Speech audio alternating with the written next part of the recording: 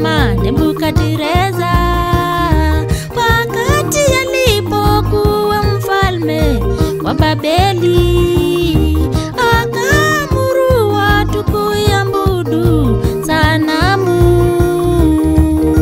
kwa kutenda yale yasiyo haki na kudhulumu wengine. Akapewa ghadhabu naye Bwana ya kula majani, ikawa ni pigo la miaka 7 mwituni na wanyama. Kisha kanyenyekea mbele zake Bwana, karudishiwa fahamu.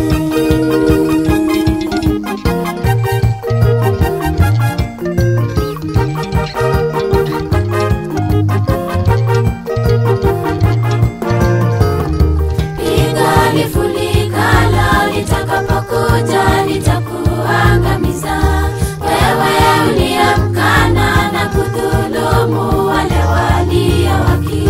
Piga lifunikalo litakapokuja litakuangamiza wewe uliyemkana na kudhulumu wale walio haki.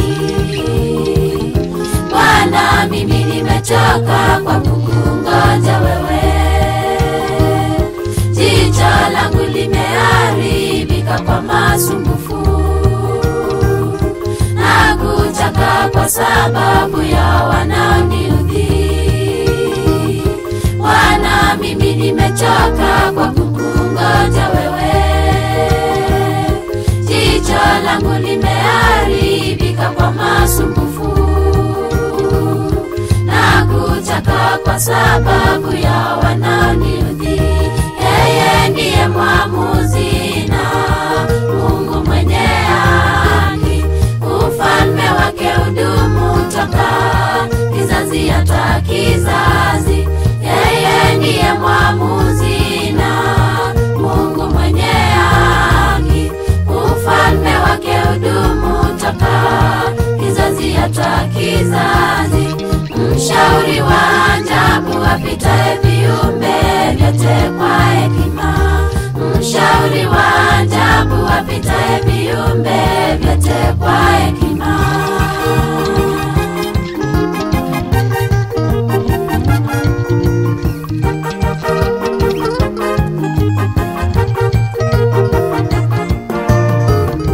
Watu wenye dharau na kudunisha wale wengine, mnawatawala mnapokula jasho lao. Watu wanaojipenda wenyewe kwa wenyewe na ambao wanyima wanyonge haki zao, sababu mnasema mmefanya angano na mauti na mmepatana na kuzimu, mrithi ulimwengu. Mmefanya maneno ya uongo mjifaidi wenyewe, mmejificha chini ya maneno yale yasiyo ya kweli.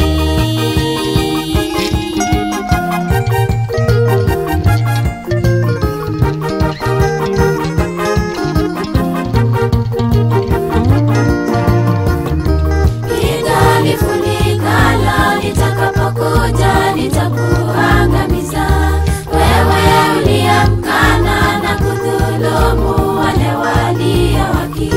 Piga lifunikalo litakapokuja litakuangamiza wewe uliyemkana na kudhulumu wale walio haki. Bwana, mimi nimechoka kwa kukungoja wewe. Jicho langu limeharibika kwa masumbufu na kuchaka kwa sababu ya wanaoniudhi. Bwana, mimi nimechoka kwa kukungoja wewe. Jicho langu limeharibika kwa masumbufu na kuchaka kwa sababu ya wanaoniudhi. Yeye ndiye mwamuzi na Mungu mwenye haki, ufalme wake udumu toka kizazi kizazi hata kizazi. Yeye ndiye mwamuzi na Mungu mwenye haki. Ufalme wake hudumu toka kizazi hata kizazi. Mshauri wa ajabu apitaye viumbe vyote kwa hekima.